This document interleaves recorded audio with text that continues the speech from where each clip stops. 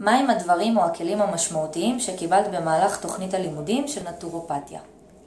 טוב, אני אישית מאוד התחברתי לצמחי מרפא. צמחי מרפא הם כלי נהדר. בעצם זה הכלי העתיק שבו השתמשו רופאים הרבה שנים לפני שהיה רוקחות, לפני שהיה רפואה.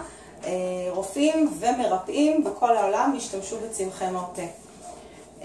זאת הייתה חוויה מרתקת ללמוד את זה. המרצה שלי, מרצה מקסים, דוקטור פאבל קפלן, הוא העביר את זה כל כך יפה. עם האישיות שלו, יש לו אישיות תוססת ומלבבת, והוא הצליח להעביר אליי את האהבה לצמחי מרפא. והיום שאני מכינה פורמולה של צמחי מרפא, אני מרגישה כמו איזה דמות באגדות, או הארי פוטר ככה, בוחשת, מכינה, וכשהמטופלים שלי מרגישים יותר טוב, אני מרגישה יותר טוב. עוד כלי אחד שמאוד מאוד התחברתי אליו, זה אירדיולוגיה. קריאה בקשתית העין.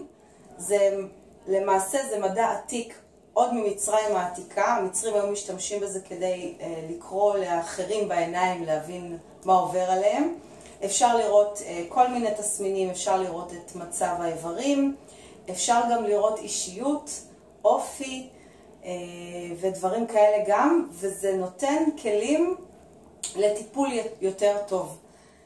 כי ביחד עם אירדיולוגיה וצמחי מרפא זה כבר נותן לי איזה משהו שוואו. יפה מאוד. מה חווית בתהליך ההתפתחות האישי והמקצועי שלך? טוב, מה שמאוד מאוד מאוד דיבר אליי זה האנשים שפגשתי. פגשתי פה במכללת אילתן אנשים מקסימים, גם מרצים נהדרים, גם סטודנטים שרוצים לדעת. היה כיף ללמוד איתם, היה כיף ללמוד אצלם. זה אנשים שטובת אנשים אחרים עומדת לנגד עיניהם. טובת העולם, חברה יותר טובה, והיה לי ממש ממש נהדר ללמוד כאן. יופי, תודה רבה רותם. בבקשה.